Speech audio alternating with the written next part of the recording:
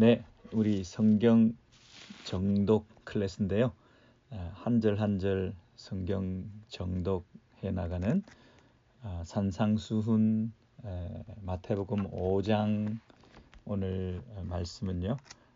31절에서 32절 말씀입니다. 마태복음 5장 31절에서 32절 또 일러스되 누구든지 아내를 버리려거든 이렇게 시작하는 조금 복잡하고 무거운 주제라고 할 수 있습니다. 여러분 1959년도에 쓰신 마틴 로이드 존스 목사님의 책에 보면 1959년인데요. 이 본문에 대해서 설교하는 것은 이런저런 이유로 설교자들이 피하고 싶어하는 주제다. 그런 말씀을 하셨어요. 1959년입니다. 지금부터 한 60년 이렇게 그 당시는 그래도 굉장히 전통적인 사회였을 텐데요.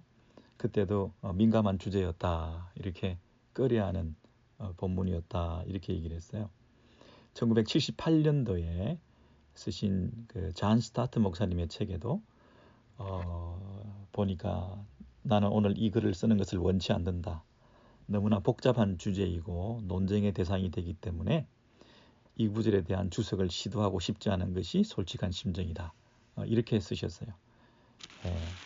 하물며 2020년에 제가 이 본문을 가지고 택하여 기꺼운 마음으로 이렇게 가르칠 수 있는 그런 어떤 역량도 안 되고 또 굉장히 요즘은 이전에 60년 전 보다 더 많은 복잡한 변수들이 많잖아요.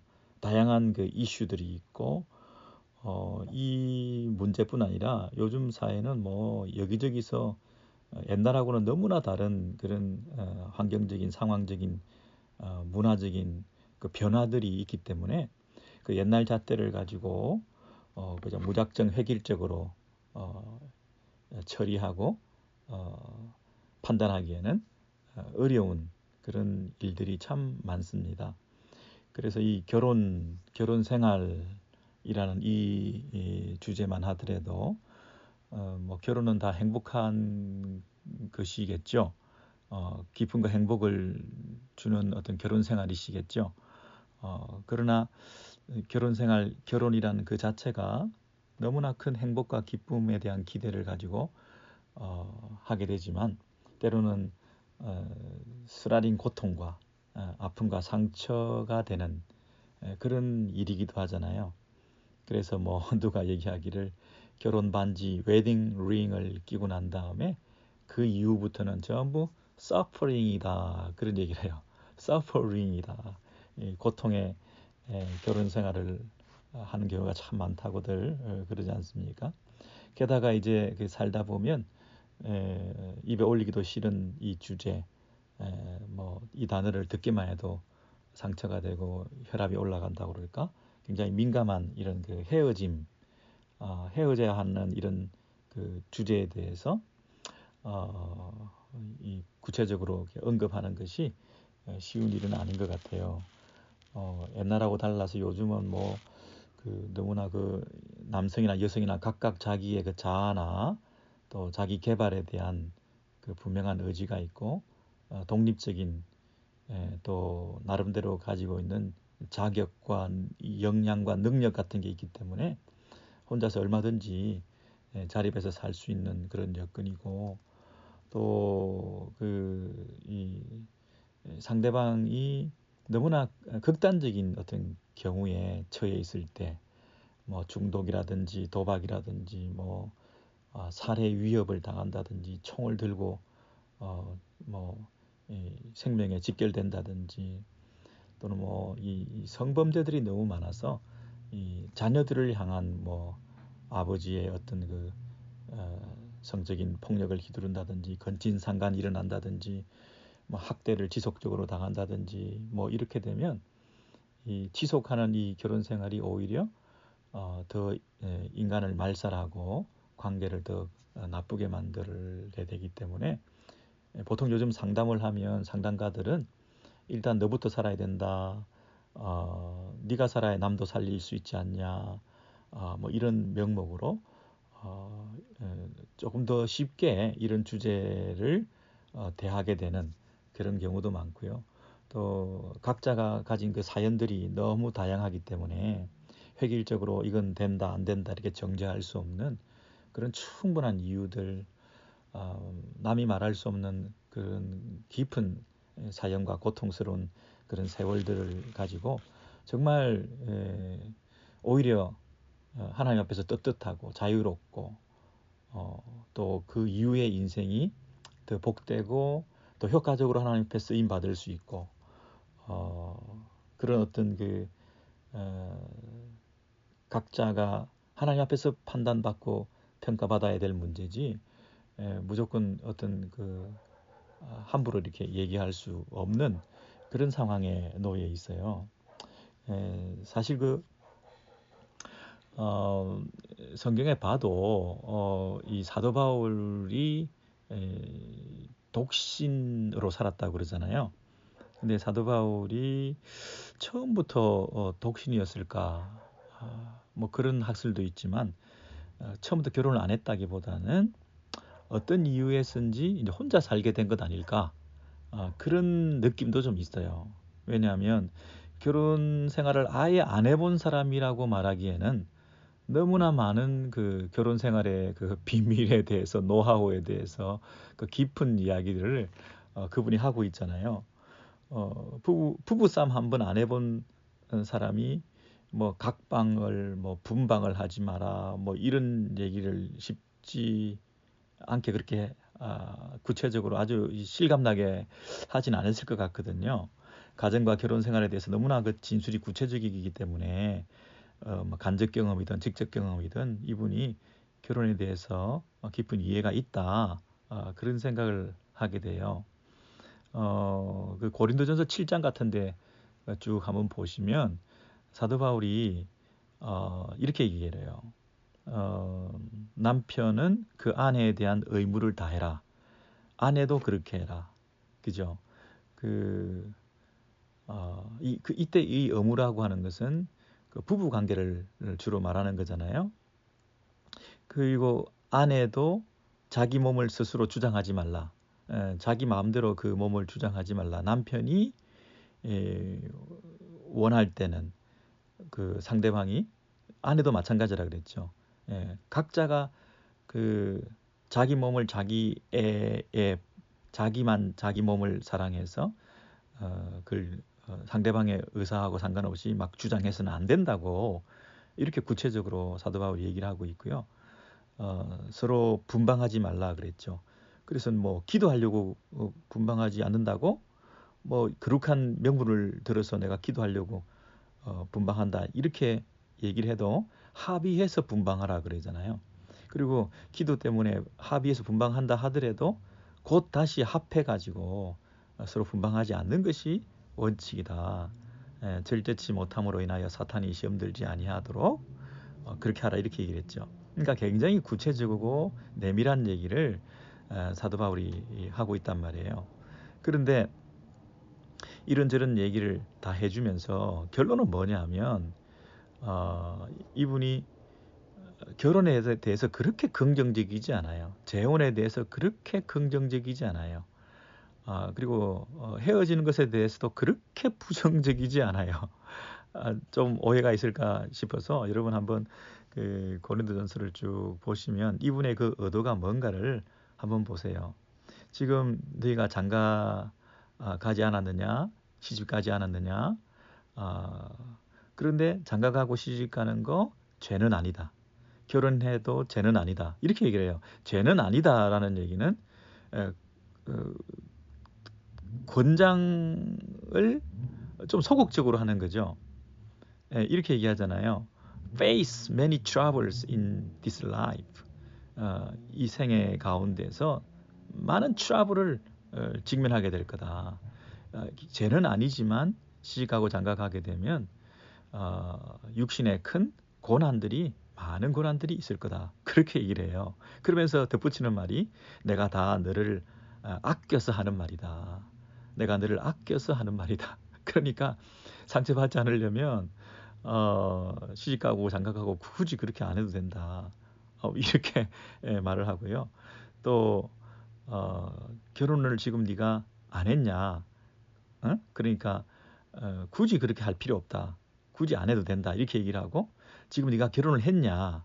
그러면 했다면 잘 살아봐라. 이렇게 얘기를 해요.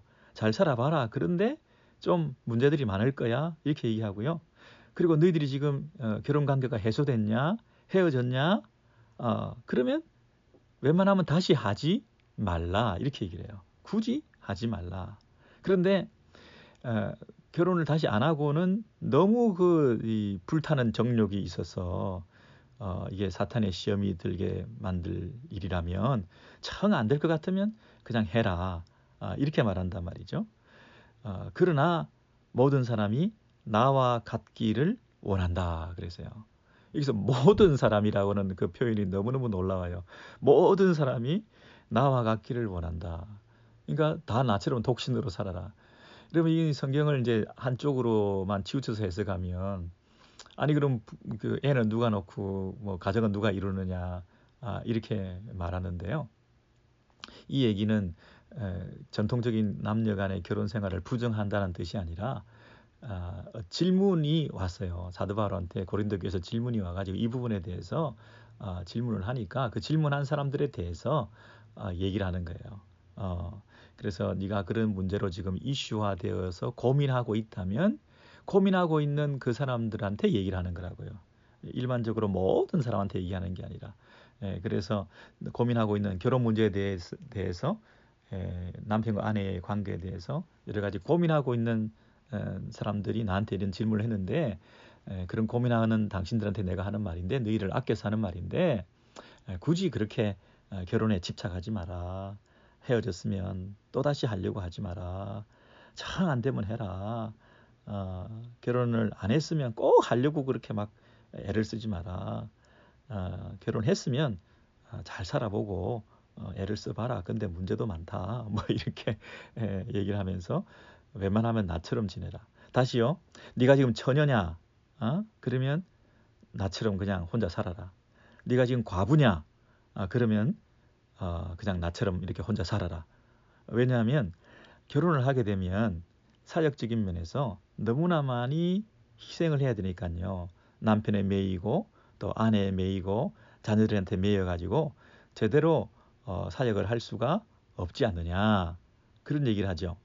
그 다른 사람 섬기느라고 하나님 섬기는 것을 제대로 못한다. 이러면서 사도 바울이 결론적으로는 이 사역적인 면에서 너무 가정에 연연하느라고 이 아까운 세월 얼마 남지 않은 이 인생을 그렇게 낭비하지 마라. 이렇게 말씀하시는 거예요. 예, 여러분 요 얘기는 그 고린도 교회 상황 그 질문에 대해서 고민하고 있는 사람들에 대해서 하신 말씀이지 일반화시킬 수는 없는 거지만 그래도 이 사도 바울이 결혼에 대해서 이분이 뭘 모르는 사람이고 부부 관계에 대해서 뭘 잘 알지도 못하는 사람이 그냥 혼자 살다 보니까 외골수적으로 이 너무 그 좁은 시야를 가지고 이렇게 말하는 거 아니고 모든 면에서 다 잘 알지만 구체적으로 결혼 관계, 부부 관계 내밀한 얘기들까지 다 아는 사람이지만 그런 것들을 다 경험해 본 사람으로서 또 간접 경험을 통해서 다 아는 사람 입장에서 이 결혼 생활이라는 것이 만만치 않기 때문에 그렇게 너무 소진할 필요가 없다. 이렇게 말하는 거죠. 그렇다고 해서 그 결혼을 대충 하라든지 웬만하면 헤어지라든지 이런 얘기가 아니라 이 결혼 생활을 통하여 열심히 지키고 소중히 여기고 그 아름다운 결혼 생활을 통해서 하나님께 더 영광 돌려드리는 이런 부분도 분명히 강조하고 있는 것이고요. 두 번, 세 번 말씀이지만 이런 문제로 고민하고 있는 분들이 내가 다시 재혼하려고 할 때 해라. 그거 나쁜 거 아니다. 죄가 아니다. 당연히 또 그 마음에 어떤 디자이어가 있으면 하는 것이 옳다. 그렇지만 하나님 나라의 관점에서 세월도 얼마 남지 않고 주님 오실 날도 갖고 왔는데 너 인생도 짧은데 네가 어떻게 하는 것이 더 귀한 일이겠느냐. 그런 언급을 쭉 하고 있는 것을 우리가 확인할 수 있어요. 이런 면도 있고요. 자, 오늘 이제 그 본문으로 다시 한번 돌아와서 보시면요. 또 일렀으되 누구든지 아내를 버리려거든 이혼 증서를 줄 것이라 하였으나, 이 31절 이 맥락을 한번 통해서 또 그 남편과 아내의 이 결혼의 문제에 대해서, 헤어짐의 문제에 대해서 예수님의 가르침을 그 원리를 다시 한번 확인해 보도록 하겠습니다. 이 아내를 버리려거든, 이 31절은 그 위에 있는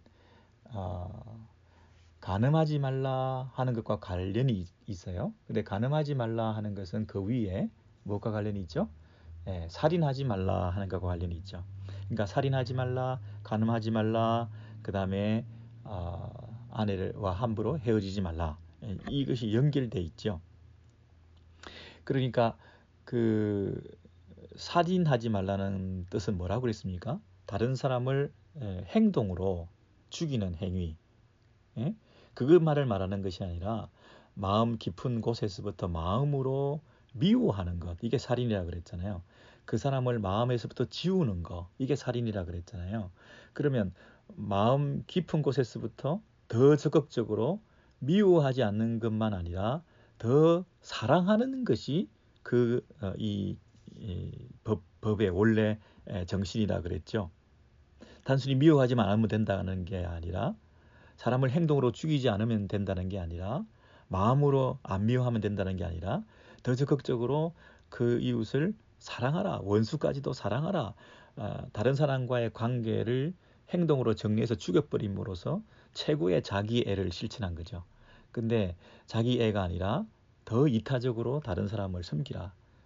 나는 죽고 다른 사람을 살리는 그런 관계적인 회복, 이웃과 원수와의 관계를 더 깊은 사랑의 관계로 회복하는 것이 살인하지 말라, 남을 죽이지 말라는 그 계명의 원래 정신이잖아요. 이해되시죠? 더 깊은 사랑의 관계를 가져야 된다는 것이 살인하지 말라는 것의 원래 법 정신이라는 거예요. 그리고 또 한 가지, 간음하지 말라는 것은 행동으로만 하는 행위를 금지하신 게 아니라 마음으로 음욕을 품는 자마다 다 간음한 자다, 마음의 문제라 그랬죠. 그러니까 그 살인하지 말라나 간음하지 말라가 다 무슨 문제라고요? 마음의 문제라는 거예요. 근데 그 마음을 더 적극적으로 미워하지 않는 것만 품으면 되는 게 아니라, 또 음욕만 품지 않으면 되는 게 아니라, 미워하지 않는 게 아니라 사랑해야 되는 것처럼, 음욕만 품지 않으면 되는 게 아니라 더 반대로 정결하고 거룩한, 더 세워주고 더 귀히 여기고 하는 그 관계로 받게 된다는 거예요. 그 교회 안에서는 우리 자매님들을 대할 때, 여성도들을 대할 때, 그리스도 안에서 그 형제 자매된 그 관계로, 그리고 가정에서는 그 아내를 귀히 여기고 하는 그런 더 깊은 사랑의 관계로 회복하는 것을 말하죠. 그래서 간음하지 말라, 이것은 상대방에 대해서 간음만 안 하면 된다는 게 아니라, 음욕만 안 품으면 된다는 게 아니라, 그 상대방의 그 인격과 그 삶에 대해서 지지하고 격려하고 그의 그 결혼 생활과 가정을 존중하고, 동시에 자신이 속한 공동체와 가정과 결혼과 이런 신성함들을 동시에 지켜나가는 이런 결혼 관계마다, 각자의 관계마다 더 성결과 신성함으로 한몸됨을 잘 지켜나갈 수 있도록 존중하고 사랑하는, 그래서 쪽으로 긍정적으로 적극적으로 지켜 순종하는 것이 이 간음하지 말라는 것의 원래 정신이라는 거예요. 간음만 안 하면 된다, 성적인 폭력만 휘두르지 않으면 된다, 뭐 음욕만 품지 않으면 된다가 아니라 더 마음 안의 정결함과 거룩함으로 더 신성한 결혼 관계를 지켜나가는 거, 더 귀히 여기는 거, 그게 참 쉽지는 않지만 그렇게 해 나가야 되는 것이 원래 법 정신이라는 거예요.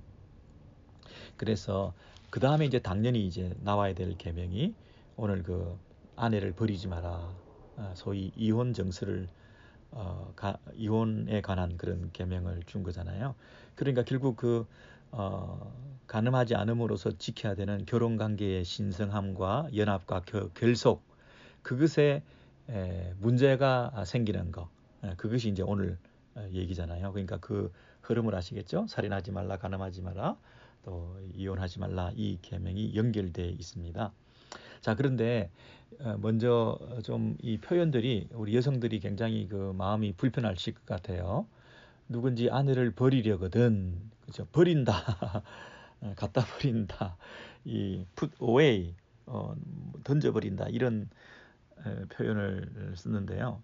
먼저 이제 그런 데에 대해서 너무 상처를 받지 마시기 바랍니다. 왜냐하면 이것은 고대 시대에 그 옛날에 수백 년, 수천 년 전에 남성 중심의 그런 우월적인 가부장적인 그런 어떤 공동체에서 흔히 쓰였던 그런 관례적인 그 표현들을 얘기하는 거잖아요.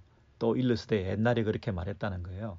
누구든지 아내를 버리려거든 이혼 정서를 줄 것이라, 이렇게 옛날에 흔히들 말을 하고 했지만 그 말이잖아요. 그러니까 요즘 그렇게 예수님께서 그렇게 하신다는 게 아니라, 에? 에, 옛날에는 그 남편이 아내를 테이크하는 거죠. 취한다라는 말을 쓰죠. 테이크하고 취한다. 가져왔으니까 그 반대는 뭐예요? 갖다 버린다는 거죠. 내어준다는 거, 내어버린다는 거죠. 그리고 딸을 가진 아버지가 그 딸을 이 남편감한테 주는 거죠. 기부하는 거죠. 기부하고 또 뭘 받아요? 결혼 지참금을 받고, 주고 받고, 그리고 이 남편 입장에서도 지참금을 주고 그 다음에 아내를 취하고 받고, give and take이라고 하는 이 참 별로 좋지 않은 이 원리가 이 결혼 관계 안에 있는 거예요. 그러니까 그 당시에는 이 아내가 소유 개념이에요. 소유 개념. 좀 언짢으시지만 남종이나 여종이나 뭐 소나 이 낙이나 이런 것을 탐내지 마라. 이것들은 다 그 이웃에게 belongs to, 속해 있는 그 어떤 것이다.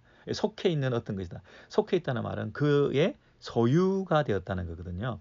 근데 그 소유물 중에 한 가지가 아내라는 그 종류가 들어있는 거예요. 내 이웃의 집을 탐내지 말라 할 때 그 이웃의 집에 속해 있는 것들 중에 그 아내가 포함되어 있거든요. 그 당시에는 그런 개념이었다는 거예요. 그러니까 소유물 중에 하나이기 때문에 이 소유를 많이 가질수록 좋은 거죠. 주인 입장에서는. 예. 그러니 소유물로 여겼으니까 여러 개를 가질 수 있는 거죠. 그러니 그 당시에는 일부 다처가 너무나 당연했겠죠. 한 남자와 한 여자의 결합이라고 하는 이 한 몸 이루는 남녀의 이 결합이라고 하는 이런 개념은 정말 혁명적인 거예요. 그 당시로는 한 남자와 한 여자가 만나서 한 몸을 이룬다. 그 한 여자를 소유물로 인정하는 게 아니라 한 인격체로, 그리고 한 남자와 한 몸을 이룰 수 있는 그런 어떤 영원한 관계로 이렇게 말하고 있다는 거죠. 소유 개념이 아니라 한 몸 개념이다. 굉장히 중요하네요. 소유 개념이 아니라 한 몸 개념이다. 그래서 그 일부 다처제 사회에서 소유물 개념을 가진 이 여성에 대해서 성경은 오늘 이 본문을 통해서 원래는 그것이 아니다. 마태복음 5장 31절 32절에 보시면 또 일렀으되 누구든지 아내를 버리려거든 이혼 증서를 줄 것이라 하였으나, 자 그러면 아내를 버리려거든까지는 우리가 좀 이해가 됐는데요. 이혼 증서를 줄 것이라 하였으나, 이건 무슨 말이에요? 그 당시에 이혼 증서를 준다는 것은 무슨 뜻이 있을까요? 이혼한 것만 해도 그 당시에 쉽지가 않았을 텐데, 무슨 레이블을 붙이는 것처럼 증까지 발급해주면 이거 굉장히 좀 언짢지 않나요? 딱지가 이렇게 찍힌 어떤 그 느낌, 예, 어떤 사회적인 이목, 그런 증까지 받아서 이렇게 기분 나쁘게 해야 될 이유가 뭐가 있겠어요? 예, 그러니까 여러분 이게 잘못 여러분 이해하신 거라니까요. 기분 나빠하실 일이 아니고요. 우리 이 고대 시대에 이 증을 서티피케이트를 줬다는 얘기는 그만큼 여성들이 기분 나빠할 일이 아니라 배려하고 여성들을 보호하고 여성들을 사회적으로 책임져주고 존중하는 그런 어떤 보완책으로 이 구약에서 이 율법이 이렇게 해석되어졌다는 것이죠. 무슨 말이냐면 이 이혼증을 발급한다는 것은 한마디로 행정적인 업무거든요. 법적 절차를 밟는 거라고요. 근데 그 당시에는 무슨 행정적 법적 절차를 밟을 필요가 있었겠어요? 그냥 아내를 함부로 내어버리는 것이 만연해 있는 그런 관례화되어 있는 그런 세상에서 증을 받아야 된다, 증을 발급해야 된다. 이거는 보통 번거로운 일이 아니잖아요. 그러므로 이런 행정적 법적 절차를 거치게 만들어 주었다는 것은 그만큼 자의적으로 홧김에 감정적으로 적극적으로 아내를 내보내는 그런 야만적이고 반인륜적인 것을 막는 남성의 권한을 어떻게 하든지 축소시켜 보겠다고 하는 그런 장치로 주어진 제도라는 거예요.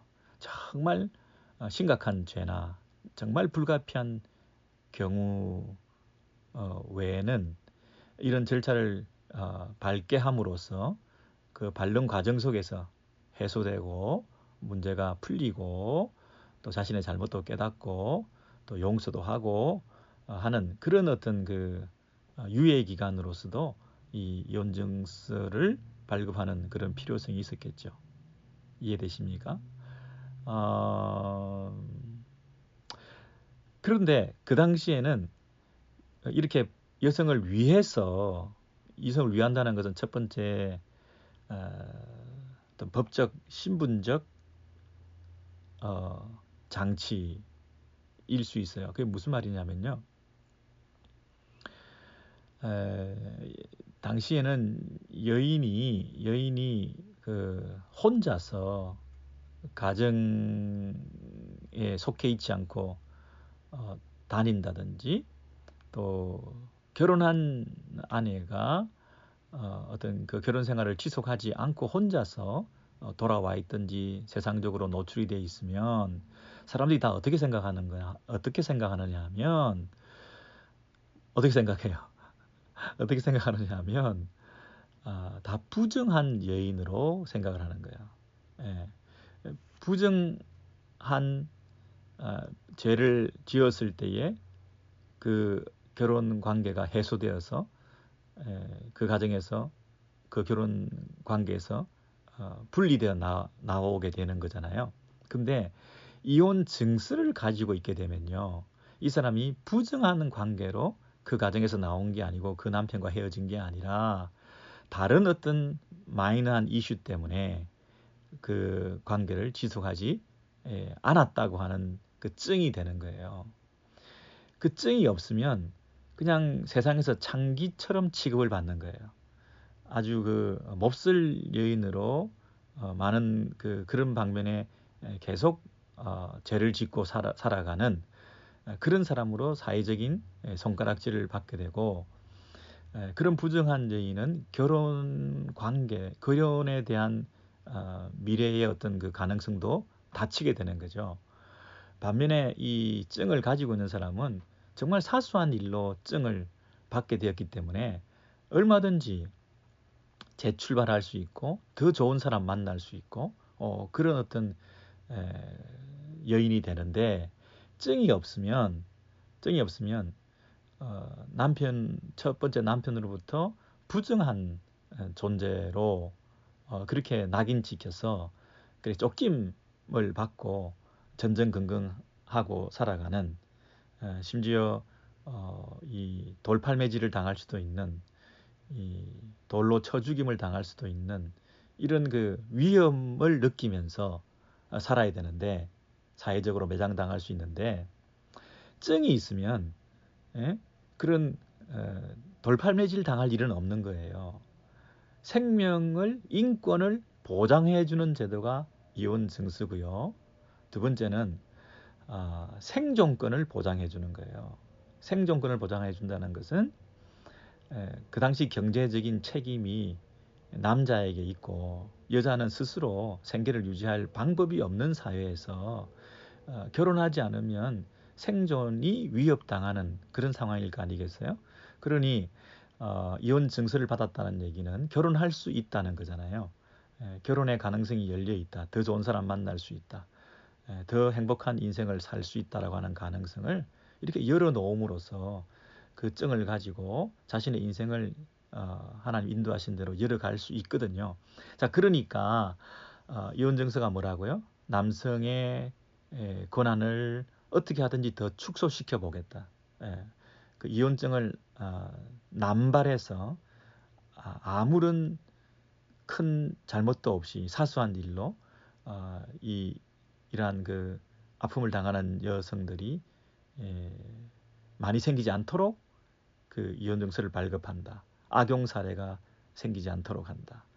그리고 여성들의 생존권과 여성들의 인격과 여성들의 이 생명을 보장해주는 그런 면에서 이 이혼 증서 발급이 굉장히 의미 있는 것이죠. 유용한 것이죠. 당시로서는 꼭 필요한 것이죠. 만약에 이 이혼 증서를 써주는 이 제도가 없다면 많은 여성들이 그냥 길거리에서 오해도 받고 모욕도 당하고 또 새로운 길도 닫히고 이 사회적인 이 시스템 자체가 근본적으로 다 붕괴되어서 엉망진창이 됐을 거라고요. 남자들은 마음대로 아내를 버리고 하는 이런 반인륜적인 짐승보다 못한 그런 사회가 됐을 거라고요. 그러니까 최소한의 이혼 증서를 써서 아내를 내어줄 수 있는, 그리고 아내가 다시 출발할 수 있는 이런 그 당시 사회로서는 최적의 최선은 아니지만 차선의 이런 제도를 통하여 그 시스템이 사회가 도덕과 질서가 가정생활과 결혼생활이 유지될 수 있도록 아주 지혜로운 이런 이혼 증서를 발급하게 하는 제도를 뒀을 거 아니겠어요? 그런데 문제는 뭐냐면 이것을 악용해서 정말 중요한 상황에서 이 이혼 증서를 발급해야 되는데 자기가 원하는 대로 남발을 해가지고 아내를 함부로 그렇게 버리는 그런 아주 악습이 악용되는 사례가 여전히 계속되는 것이 문제라는 거예요.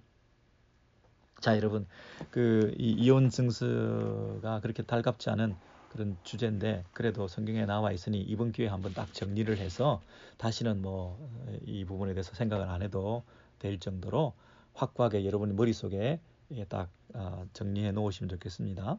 신명기 24장으로 가셔서 신명기 24장